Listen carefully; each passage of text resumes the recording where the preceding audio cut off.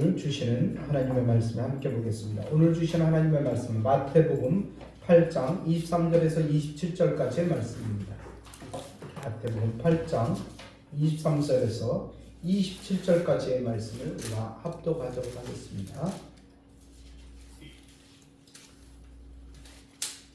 22절 같이 읽습니다. 배에 오르시매 제자들이 따랐더니 바다에 큰 노을이 일어나 배가 물결에 덮이게 되었으되 예수께서는 주무시는지라 그 제자들이 나와 깨우며 이르되 주여 구원하소서 우리가 죽겠나이다. 예수께서 이르시되 어찌하여 무서워하느냐 믿음이 작은 자들아 하시고 곧 일어나 바람과 바다를 꾸짖으시니 아주 잔잔하게 되거늘 그 사람들이 놀랍게 여겨 이르되 이가 어떤 사람이기에 바람과 바다도 순종하는가 하더라. 아멘. 하나님 아버지, 오늘 믿음의 제자들이 예수님을 따라가는데도 불구하고 풍랑을 만나고 큰 광풍을 만나는 오늘의 말씀이 아버지여 오늘 우리에게 주시는 하나님의 귀한 말씀입니다. 오늘 제자들이 예수님을 따랐음에도 불구하고 이런 어려움을 당할 때 아버지여 어떻게 우리는 받아들일 수 있겠습니까? 우리 역시도 예수님을 믿고 따른다고 하지만 이 세상을 살아갈 때 수도 없이 많은 역경과 어려움과 광풍을 만날 수 있다는 것입니다.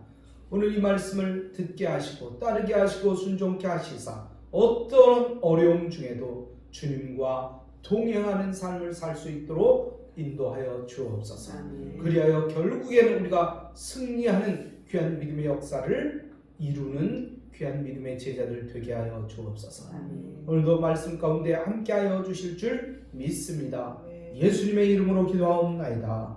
아멘. 할렐루야. 오늘 제목은 제자들이 예수를 따랐더니라는 제목으로 함께 말씀했던 되길 원합니다.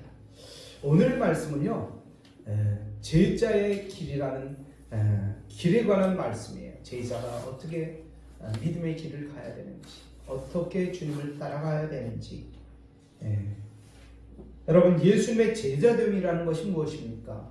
어떻게 하는 것이 예수님의 제자가 되는 것입니까? 오늘 예수님의 제자가 됨에 있어서 마태복음 8장 1절에 보면 가르쳐주는 중요한 단어가 있습니다. 그것은 무엇이냐? 따르는 것입니다. 따르는 것. 따른다라는 동사입니다.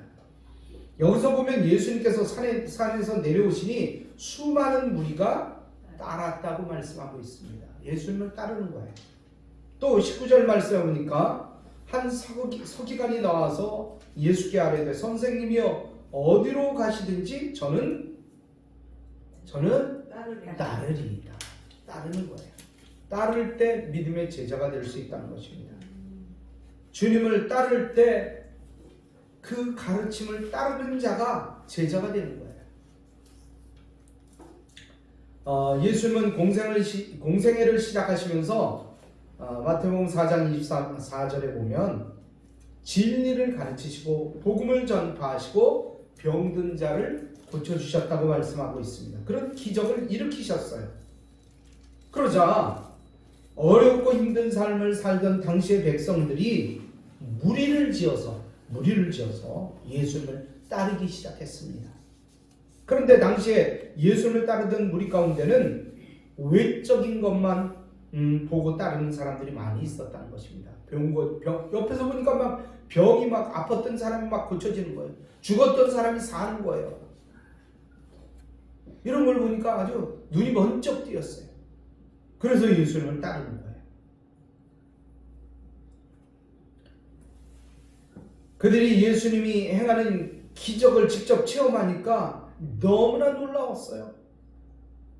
그런데 진리에 대해서는 별로 이해를 못하고 있어요. 예수님이 과연 누구신지도 제대로 모르고 있어요. 그냥 예수님은 고쳐주시는 분, 병을 고쳐주시고 어려운 사람을 위해서 기도해 주시고 또 하나님의 역사를 이루신 분, 이것만 알고 있단 말이에요. 예수님이 누구신지 모르고 있어요. 그냥 덮어놓고 따르는 거예요. 덮어놓고. 그런 사람이 있는가 하면 처음부터 끝까지 예수님을 그런 다른 차원에서 또 따르는 사람들이 있었어요. 그런 사람들은 어떤 사람입니까? 바로 예수님과 함께 먹고 함께 자고 함께 고생했던 사람이에요. 그들은 제자로 살면서도 여러 가지 그 실수도 했어요. 그렇지만 끝까지 주님의 뜻을 위해서 살았던 그런 사람들입니다. 그들은 바로 예수님의 제자입니다. 오늘 본문전에 보면 제자됨에 대한 관한 말씀이 여러 구절이 나오고 있는데 8장 18절로 20절에 보면은 한 서기관이 예수님께 나와서 말합니다. 선생님이 어디로 가시든지 저는 예수님을 따르겠다고 이야기하고 있습니다. 그러니까 예수님께서 뭐라고 말씀하십니까? 여우도 굴이 있고 공중의 새도 거처가 있지만 인자는 머리 둘 곳이 없다. 인자가 누굽니까? 예수님이에요. 나는 머리 둘 곳이 없다. 어디 쉴 만한 곳이 없다. 머리를 둔다는 게 뭐예요? 어디 안전하고 편안하게 쉴 만한 자리도 없다는 거예요.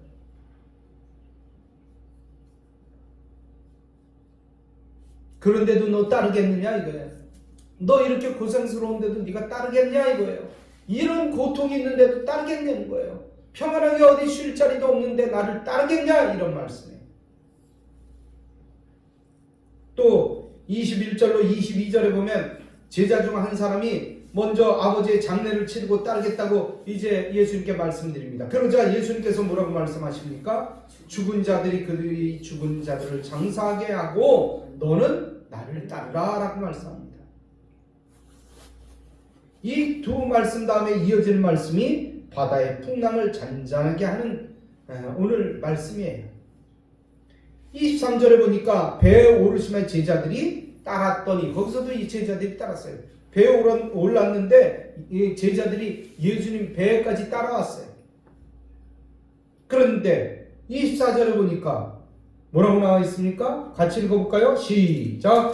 바다에 큰 노을이 일어나 배가 물결에 덮이게 되었을 때 예수께서는 주무시는지라.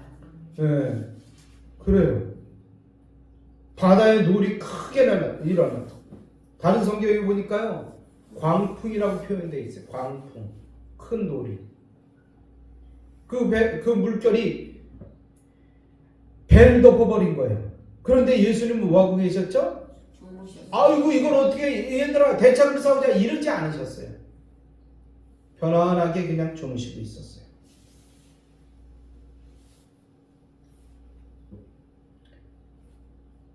오늘 마태복음에 예수님께서 배에 오르시자 제자들은 거기까지 따라왔다고 말씀하고 있습니다. 이 마태복음에는요, 다른 복음서보다도 제자에 대한 관심이 유독이 많이 나옵니다. 그래서 따르다라는 동사도 많이 나옵니다. 따른다는 단어는요, 바로 예수님의 제자가 되었다는 거예요. 제자가 되었다는 거예요. 그 다음 갈릴리 해변에서 어부로 두 형제가 바다에 금을 던지는 것을 보십니다. 거기서도 이렇게 말씀하십니다. 4장 19절에 보면 나를 따라오라 내가 너희를 사람을 낳는 어부가 되게 하리라. 또 그 말씀을 듣고 20절에 보니까 그들이 곧 그물을 버려두고 예수를 따르니라 라고 말씀하고 있습니다. 따름으로 제자가 되는 것입니다. 그때 따랐던 두 형제가 누구냐? 시몬, 베드로와 안드레인 것입니다. 그리고 또 예수님이 더 가시다가 다른 두 형제를 봤어요. 그 형제의 이름은 바로 야고보와 요한입니다. 그 야고보와 요한이 뭐하고 있었느냐? 아버지와 함께 배에서 그물을 깃고 있었어요. 그런데 그들을 향해서 말씀하십니다. 나를 따라오라. 나를 따르라 라고 말씀하니까 그들도 역시 그 배와 아버지를 버려두고 예수님을 따랐던 것입니다. 그들이 예수님을 따랐어요. 그들 역시 주님을 따름으로 뭐가 됐어요? 제자가 되었습니다. 이후 본문 이후에 마태복음 5장으로부터 7장까지 이르러서는 산상수훈의 말씀이 기록되어 있는데 이 산상수훈 바로 앞에 9절 4장 25절 끝절에도 뭐라고 말씀이 되어 있느냐? 수많은 무리가 따르니라 그랬어요. 무리가 따르니라. 다음으로 산상수훈이 시작되는 마태복음 5장 1절에 보면 예수께서 무리를 보시고 산에 올라가 앉으시니 제자들이 나온지라 라고 말씀하고 있습니다. 그렇게 기록하면서 이 산상수훈의 말씀이 제자들에게 주신 말씀이다 라고 말씀하고 있습니다. 제자들에게 주신 말씀이에요. 믿는 사람들에게 오늘날로 말하면 믿는 예수님을 따르는 사람들에게 주신 말씀이에요. 그리고 마태복음 10장에서는 12제자를 부르시고 그 제자들에게 하시는 설교의 말씀이 기록되어 있습니다. 마태복음 11장 1절에 보면 예수께서 12제자에게 명하기를 마치시고 라고 말씀하고 있습니다. 또 마태복음 16장에서는 제자들 대표해서 베드로가 그 말씀을 듣고 베드로가 그 물음을 듣고 그 유명한 신앙 고백을 합니다. 무슨 고백입니까? 주는 그리스도시요 살아계신 하나님의 아들이십니다 라고 고백하고 있어요. 이처럼 마태는 예수님을 따르는 자들 곧 제자에 관한 말씀을 중요하게 그렇게 기록해 놓았다는 것입니다. 또 오늘 본문의 말씀은 예수님께서 풍랑이는 바다를 잔잔하게 하신 말씀이에요. 그런데 이 말씀이 왜 제자됨에 관한 말씀이라고 우리에게 이렇게 말씀하십니까? 어째서 이 말씀이 제자됨의 말씀입니까? 오늘 본문을 말씀을 나누며 우리에게 주님이 주시는 뜻을 생각하며 은혜를 같이 나누기를 원합니다. 첫 번째로요, 예수님의 제자가 된다고 해서 인생의 고난이 없어지는 것이 아니라는 것입니다. 제자가 되면 뭐 달라집니까? 아니요, 똑같아요. 사는 게 똑같아요. 그러나 우리의 마음이 달라져요. 환경이 달라지는 건 아닌데 우리의 생각이 달라집니다. 가치관이 달라진다는 거예요. 오히려 예수님의 제자가 되면요, 더 어려운 고난이 그 삶 가운데 있을 것이라는 우리가 각오를 해야 되는 거예요. 앞에서 두 사람이 예수님께 나오게 된 것은 예수님이 보여준 기적 때문에 나오게 된 거예요. 아이고, 이런 기적을 일으키셨네. 이야, 엄청나다, 대단하다. 나도 저분의 제자가 돼야지. 오늘 본문에 있기 전 8장에 보면 예수님은 여러 가지 기적을 통해서 그 능력을 보여주십니다. 2절로 4절에 보면 한 나병 환자를 고쳐주셨어요. 그때 당시에 뭐 절대 고칠 수 없는 난치성 병입니다. 그런데 그 병을 고쳐주셨어요. 또 5절로 13절에 보면 백부장의 하인의 병을 멀리에서 가보지도 않고 고쳐주셨어요. 또 14절로 15절 보니까 베드로의 장모의 열병을 고쳐주셨어요. 또 16절로 17절에 보니까 여러 귀신 들린 자와 병든 자를 고쳐주셨어요. 놀라운 이적들이 계속되고 있는 거예요. 여러분이 만약에 그런 그 병고침의 이적의 현장에 있었다 그러면 여러분 어떻게 행동하시겠어요? 여러분 어떻게 행동하시겠어요?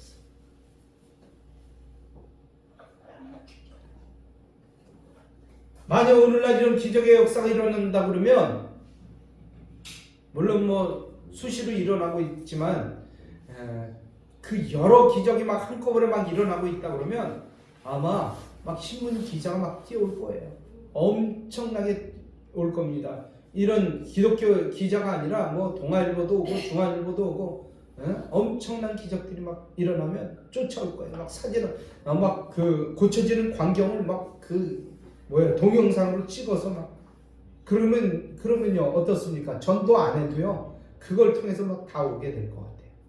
네.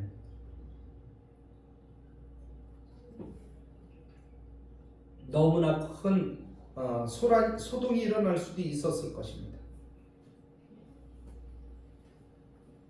그래서 그때 그 사람들도 이 이적을 보고 이렇게 반응했던 거예요. 뭐라고 반응했습니까? 한 서기관은 선생님이요 어디로 가시든지 저는 따르겠습니다 라고 반응한 거예요. 그가 지금 당장 따르겠다는 거예요. 예수를 따르겠다는 거예요. 또 한 사람은요, 주여 내가 먼저 가서 내 아버지의 장사를 지내겠으니 그걸 허락하십시오 이렇게 얘기했어요. 근데 이 두 사람에게 예수님께서는요 다른 대답을 주셨어요. 어떤 대답을 주셨습니까? 서기관에게는 뭐라고 대답하셨어요? 여우도 굴이 있고 공중의 새도 거처가 있을 때 오직 인자는 머리 둘 곳이 없다라는 거예요. 이 말씀의 의미가 뭡니까? 나를 따르는 것은 엄청난 고생길이니 다시 한번 생각해봐라. 여러분, 예수님 따른다고 해서 무조건 제자가 되는 게 아니에요. 여러분, 교회 나온다고 해서 예수님을 다 믿게 되는 게 아니에요.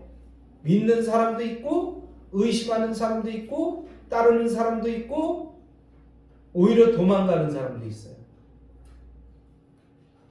나는 어떤 사람입니까? 또한 나중에 장사를 지내고 따르겠다는 사람에게는 뭐라고 말씀합니까? 죽은 사람이 그들의 죽은 자를 장사하게 하고 너는 나를 따르라는 거예요. 그 말씀의 의미는 뭡니까? 다른 핑계 대지 말고 너 바로 나를 따라와. 딴소리 말고 먼저 나를 따르라는 거예요. 무조건 따르겠다는 서기관에게는 따르지 말라고 하시고 부친의 장례를 마치고 따르겠다는 사람에게는 먼저 나를 따르라는 거예요. 이 모습을 보면서 우리가 느끼는 것은 무엇입니까? 사람들의 사정을 다 알고 계시다는 거예요. 아멘. 그 사람의 마음, 속마음까지 예수님께서는 다 알고 계신다는 거예요.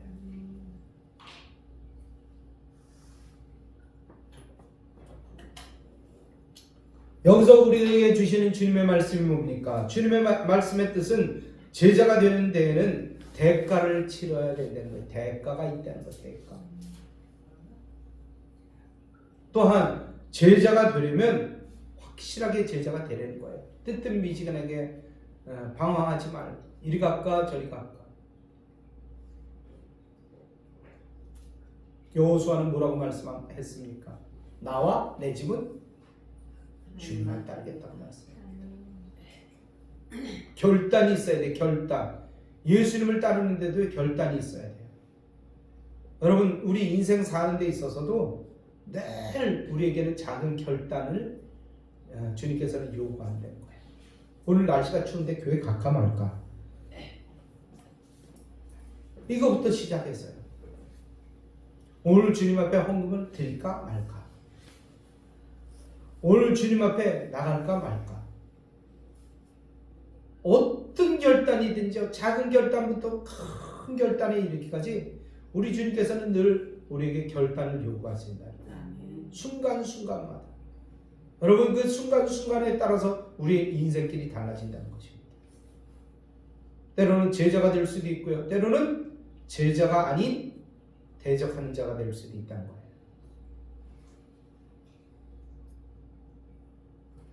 많은 사람들이요 예수님을 믿으면 복 받는다고 이야기했어요. 그래, 예수는 복이야. 맞아요, 그 말 맞습니다. 학자들은요 너무 복을 따라서 교회 나오면 그건 무슨 신앙이라요? 기복 신앙이라고 얘기하잖아요. 그거 별로 좋지 않은 신앙이다 이렇게 얘기하기도 하지만요, 사실 저는 믿기로는요 예수님 앞에 오면 확실하게 복을 받습니다. 아멘. 복을 받습니다. 맞아요. 그 말씀이 맞아요.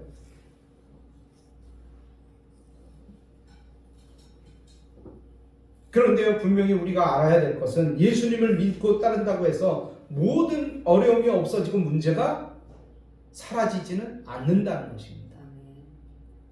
오히려 예수님을 믿고 따르면요, 내 소원하고 내가 희망하는 사항하고 오히려 멀어질 수도 있다는 거예요. 그러나 예수님의 말씀대로 산다는 것입니다. 이게 복이에요. 여러분, 아무리 우리가 가진 것이 없어지고 우리의 명예가 없어진다 할지라도 예수님 뜻대로 사는 게 이게 자체가 복이라는 거예요. 아멘.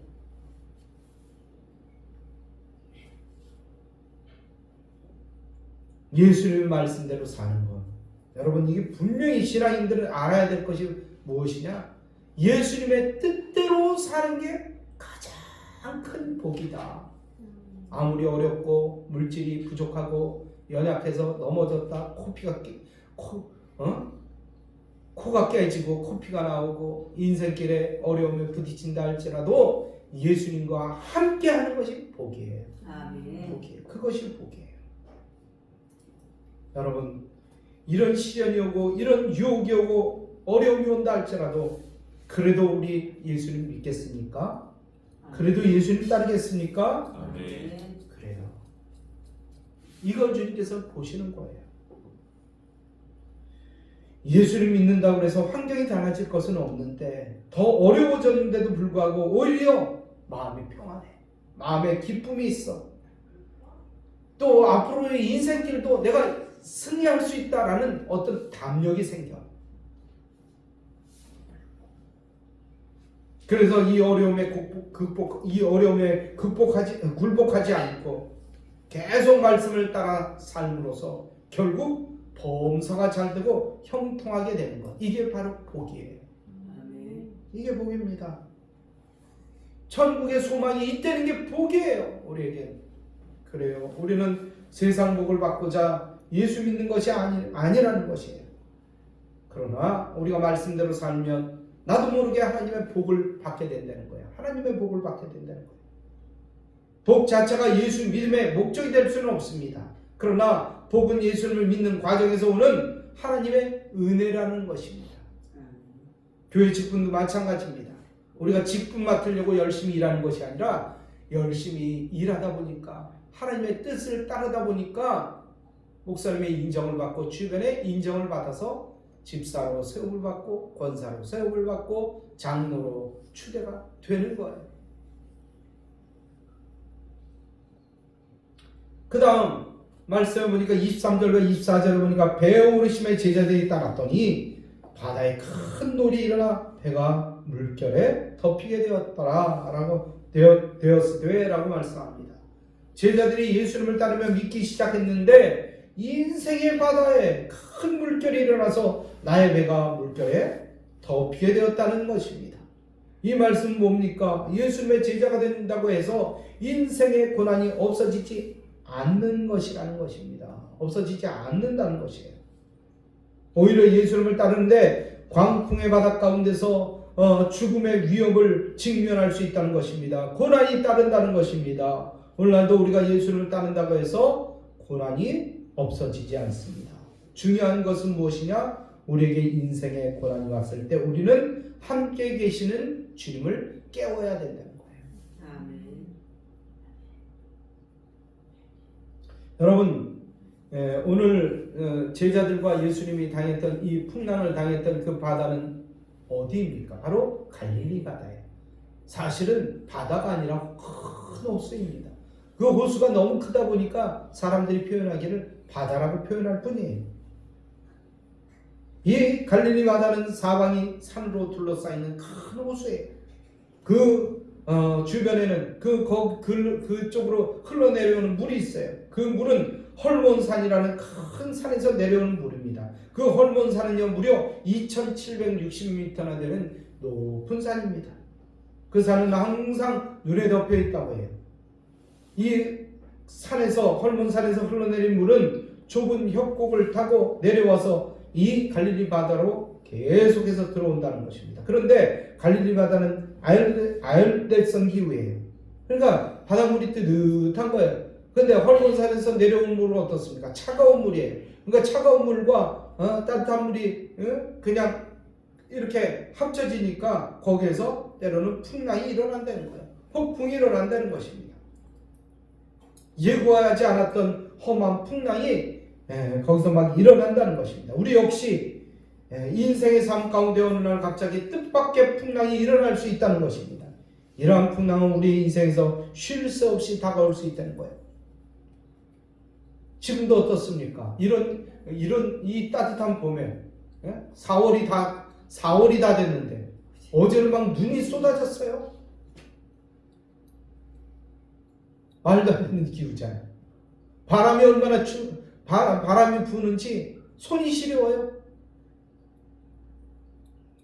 나는 그래서 세탁하려고 집어넣어놨던 잠바를 다시 꺼내서 어저께 입었어요. 얼마나 추운지. 이럴 수 있다는 것입니다. 우리 인생도 이런 어려움이 다가올 수 있다는 거예요. 오늘 우리가 예수를 믿고 신앙을 가졌다는 사실 때문에 풍랑이 면제된다고 우리 주님께서는 가르쳐 주시지 않았어요. 오히려 주님께서는 이렇게 말씀하십니다. 너희가 이 세상에서는 환난을 당하나 담대하라. 내가 세상을 이기었노라. 라고 말씀하십니다. 풍랑 면제를 약속하신 것이 아니라 풍랑을 맞더라도 뚫고 나갈 수 있다. 마지막 승자가 될 수 있다는 약속의 말씀을 우리에게 주신 거예요. 아멘. 오늘 본문에서 제자들이 경험했던 갈릴리 바다의 풍랑은 큰 노을이라고 말씀하고 있습니다. 이 물결이 배에 덮이게 될 정도의 큰 파도가 되었다는 것입니다. 마가복음에서는 이 노를 뭐라고 표현하고 있느냐? 큰 광풍이라고 말씀하고 있습니다. 이 거대한 풍랑은 삶의 근본을 흔들어 버릴 수 있는 그런 풍랑입니다. 우리의 목숨까지 앗아갈 수 있어요. 그렇게 내 삶의 존재가 위협당할 수 있을 정도의 거센 풍랑이 제자들을 덮친 거예요. 예전에 많은 사람들이 예수 믿으면 만사형통한다고 생각했습니다. 만사형통한다. 그래서 무슨 어려운 일 당하면 뭐라고 얘기했어요? 너 무슨 죄 짓지 않았어? 너 예수님 앞에 무슨 죄 짓지 않았어? 이렇게 막 사람들을 몰아세웠어요. 그런데 실제로 예수님을 잘 믿어도 어려움을 당할 수 있다는 거예요. 구약 성경에서도 보면 예수님을 그렇게 잘 믿었는데도 불구하고 그런 어려움을 당한 사람이 있어요. 누굽니까? 욥이에요. 욥은 당시에 의인이었어요. 의인이었음에도 불구하고 다 재산을 잃어버렸고요. 그 자신마저 병에 걸렸어요. 게다가 자기 부인도 욥을 저주하고 떠났어요. 그럴 정도로 어려움을 당했어요. 자기가 가장 사랑하고 믿을 만한 자기 부인도 오히려 욥을 저주하고 떠났단 말이에요. 그런데 욥은 어떻게 했습니까? 욥은 그 풍랑을 이겨냈어요. 끝까지 기도함으로 이겨냈습니다. 예수님이 욥을 뭐라고 인정했어요? 당세의 의인이라고 인정했어요. 의인, 당세의 의인. 여러분 그냥 되는 게 아니에요. 끊임없는 유혹과 끊임없는 어려움과 슬픔 속에서도 끝까지 주님을 따라가는 거예요. 여러분 그냥 인정받는 게 아니에요. 회사에서도 마찬가지예요. 가정에서도 마찬가지예요. 인정받는다는 게 쉬운 게 아니에요. 세상에서도 이렇게 인정받는 게 어려운데 주님 앞에 인정받는다는 게 얼마나 힘들겠습니까? 얼마나 많은 갈등이 있겠습니까? 그럼에도 불구하고 예수님을 따라가고 늘 기도하면서 우리는 주님을 따라가는 거예요. 그럼 반드시 이길 수 있는 길을 주님께서는 열어주신다는 것입니다. 그래서 믿을 만하고 그래서 따라갈 만하고 그래서 우리가 어려움을 당해도 웃을 수 있는 마음의 여유가 생기게 되는 것입니다. 오늘 이 광풍은 제자들을 위협합니다. 거센 풍랑이 제자들을 덮어버렸어요. 여러분 그럴 때 어떻게 해야 될까요? 여러분 어떻게 합니까? 도망갑니까?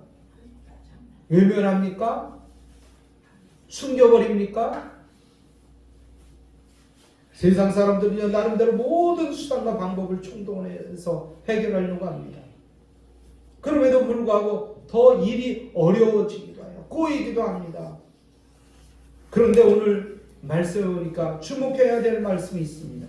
24절에 보니까 예수께서는 주무시는지라. 예수님께 그때 뭐하고 있었어요? 이 어려움이 있는데도 불구하고 이 엄청난 폭풍이 다가왔는데도 불구하고 예수님은 한쪽에서 주무시고 계시는 거예요. 이때 우리는 어떻게 해야 되는 겁니까? 우리의 마음속에 어떤 믿음이 있어야 됩니까? 예수님이 함께하면요 절대 어떤 어려움이 온다 할지라도 무너지지 않는다는 거예요. 여러분 가끔 난 이런 생각을 해봐요. 어린이 롯데월드 거기 가보면 이거 있어요. 이거 뭐죠 이게? 바이킹. 네, 바이킹인가 뭔가. 이거 타는 사람들은요 다 소리 질러요. 우와, 우와. 얼마나 무섭습니까 사실. 네? 무섭잖아요. 막 오줌 어떤 사람 소변을 보는 사람도 있어요. 오줌이 지리는 사람도 있어요. 그런 어려움이 있어요. 근데 그건 뭐예요? 놀이에요. 이거 금세 끝나. 이거 끝나. 이거 재미야. 즐거움이야. 그래요 우리도 이 인생길을요 즐기면서 살아야 돼요. 왜? 예수님이 함께 해주시기 때문에. 예수님이 인도해 주시기 때문에. 이건 반드시 끝날 거야. 이런 어려움도 우리가 이겨내지 못하면 뭘 이겨낼 수 있겠어? 즐거움으로 살아요. 그래서 예수 믿는 사람들은요 늘 마음에 입에 찬송이 붙어 있어야 돼요. 오죽하면 사람들이 죽어서 장례를 치르면서 가면서도 노래를 부르면서 가요. 사람들이 보면 미쳤다 그래요. 저 사람들 옛날 사람들 어떻게 했어요? 곡을 했잖아요. 곡. 근데 예수 믿는 사람들은 천국 환송 예배라고 그래요. 그리고 장례식 가는데도 찬송을 부르면서 노래를 부르면서 가요. 다른 거예요. 가치관이 틀려지는 거예요. 생각이 틀려지는 거예요. 이 어려움이 있는데도 불구하고 예수님이 주무시고 계시는 거예요. 제자들 어떻게 했습니까? 이 급박한 순간에도 주무시고 계시는 예수님을 향해서 그들은 주님을 깨웁니다. 뭐라고 깨웁니까? 주여 구원하소서 우리가 죽겠나이다 라고 깨우는 거예요. 인생의 고난이 왔을 때 우리는 함께 계시는 주님을 불러야 됩니다. 부르짖어야 됩니다. 그래서 깨워야 되는 것입니다. 어떤 사람이 주님을 깨울 수 있습니까? 어떤 사람이 주님을 깨울 수 있어요? 임마누엘의 믿음이 있는 사람이 주님을 깨울 수가 있는 거예요. 주님이 내 인생에서 내 배 안에서 영원토록 함께 계심을 믿고 있는 사람, 그 사람이 주님의 주무시는 주님을 흔들어 깨울 수 있는 거예요. 그래서 그 주님이 내 인생의 문제를 해결할 수 있다고 믿는 사람, 그 사람이 주님을 깨울 수 있는 것입니다. 우리 주님께서 내 안에 나와 함께 하시는 한 우리는 망하지 않습니다. 할렐루야. 아니 우리는 결국엔 승리할 수밖에 없는 사람들이에요. 할렐루야. 옆 사람하고 한번 이야기해 보세요. 우리는 승리할 수밖에 없습니다. 우리는 승리할 수밖에 없습니다. 우리는 승리자입니다. 우리는 승리자입니다. 할렐루야. 우리는 승리자예요.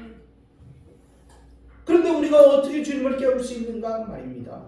말씀 안에 거하고 기도함으로 주님을 깨울 수 있다는 것입니다. 이 시간 우리는 깨어 있어야 돼요. 깨어 있어야 돼요. 힘들고 어려울 때 기도함으로 주님께 내 사정을 아뢰고 주님과 함께함으로 이런 어려움도 이겨낼 수 있다는 확신으로 주님 앞에 부르짖어 기도해야 되는 것입니다. 기도는 주님과 나 사이의 통로입니다.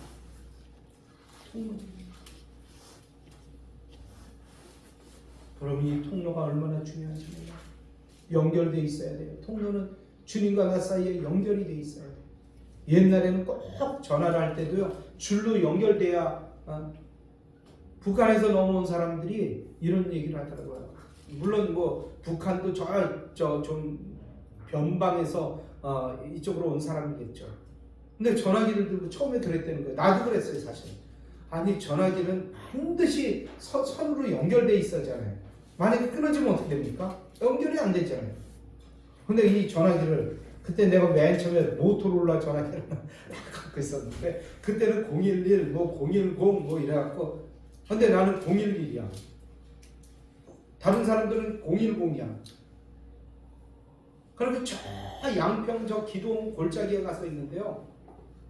그 모토로라 거기에서 삐리리 삐리리 삐리리 울리는 거예요. 그래갖고 전화를 받았어요. 여보세요? 그랬더니 거기서 아빠 나야 나 그러면서 주연한테 전화가 온 거야. 그러면서 받고 나서 이 통화를 하고 나서 야 참 신기하다. 참 너무너무 신기하다. 여러분 옛날만 해도 우리가 그거 어떻게 이게 거짓말 같은 진실이잖아요. 어떻게 옛날 한 50년 전만 해도 이런 게 가능했을까라고 생각도 못했어요, 사람들. 에이 거짓말. 그럴 리가 있겠어. 그럴 리가 있겠어. 그런데 실제로 되잖아요. 지금 영상까지 되잖아요. 여러 사람과 함께 통화도 할 수 있어요. 미국에 있는 친구하고 영상통화도 할 수 있어요. 필리핀에 있는 선교사님과 영상통화도 해요. 선명해요. 옆에서 얘기하는 것 같아요. 얼굴을 쳐다보면서 얘기하는 이런 세상이 됐어. 누가 이걸 가능하다고 얘기할 수 있었겠습니까? 옛날에. 지금 되잖아요. 주님과 나 사이에. 여러분 선이 연결되지 않았다 할지라도 주야 주님께서 바로 직방으로 연결됩니다. 할렐루야. 그래서 주님을 깨워야 돼요. 주님 앞에 우리의 사정을 알아야 됩니다. 그럴 때 주님께서는 직접 오셔서 나를 만져주시고 나를 위로해 주시고 나를 축복해 주시다는 사실이에요. 오늘도 어려움 가운데 직면해서 헤매지 마시고 주님 앞에 기도함을 통해서 주님과 만나고 주님과 문제를 해결하는 모두가 되기를 주님의 이름으로 축복합니다. 이제 결론의 말씀을 드립니다. 우리가 예수님을 믿고 따르는 제자가 된다고 해서 인생의 고난이 없어지지 않는다는 것입니다. 그러면 인생의 고난이 왔을 때 믿는 우리는 어떻게 해야 됩니까? 주님의 제자들은 함께 계시는 주님을 깨웠어요. 그 고난 가운데서 그래서 승리할 수가 있었습니다. 예수님께서 잘 말씀하십니까? 바다여 잔잔하라, 바다야 잔잔하라. 그러면서 뭐라고 말씀하십니까? 어찌하여 무서워하느냐? 믿음이 작은 자가 그러니까 꾸짖고 계시. 게다가 바람과 바다를 꾸짖으시니 아주 잔잔하게 되었다고 말씀하십니다. 그런데 제자들의 마음속에 어떤 마음이 생겼어요 그때? 저분이 누구신데 바다와 바람까지 잔잔하게 하냐? 거기까지 맡긴 믿음이 없는 거야. 제자인데도 불구하고 거기까지 맡긴 믿음이 없는 거야. 우리의 믿음은 어디까지 도달했습니까? 여러분, 우리의 믿음은 어느 주님이 보시기에 얼마나 많은 인정을 주님께 얼마나 많은 인정을 받고 있느냐 이 말입니다. 여러분, 주님 앞에 인정받는 귀한 믿음의 제자가 되기를 바랍니다. 아멘. 제자들은 그 약한 믿음인데도 불구하고 주님을 이렇게 깨웠어요. 간절히 부르짖었습니다. 기도는 주님과 우리 사이의 통로인 것입니다. 기도는 우리의 어려움을 다 해결해 줄 수 있는 그런 방편이 됩니다. 우리 모두 주님의 참 제자가 되어서 인생의 풍랑 속에서도 침몰하지 않고 주님을 부르짖어 깨움으로 따름으로 참된 평안을 얻고 승리하기를 주님의 이름으로 축원합니다. 아멘. 할렐루야. 아멘. 이 말씀 붙잡고 하나님 앞에 간절한 마음으로 기도하는 시간 같습니다. 주여 한번 부르고 주님 앞에 기도합니다. 주여! 할렐루야. 우리 하나님 아버지여 참으로 감사합니다. 주님께서 우리를 사랑하여 주시고 인도하여 주시사 아버지여 주님을 따르게 하여 주시옵소서. 때로는 주님의 주님을 믿음에도 불구하고 어려움을 당합니다. 슬픔을 당합니다. 괴로움을 당합니다. 그러나 주님 아버지여 이 인생은 주님 아버지여 우리의 끝이 아니라는 것입니다. 우리의 끝은 천국입니다. 저 천국을 바라보게 하시고 어떤 어려움이 온다 할지라도 넉넉히 이길 수 있는 믿음을 주시옵소서. 기도를 통해서 주님과 소통할 수 있도록 인도하여 주시옵소서. 아버지 어려움 가운데서 이 주님 말씀하시는 그 음성을 듣게 하시고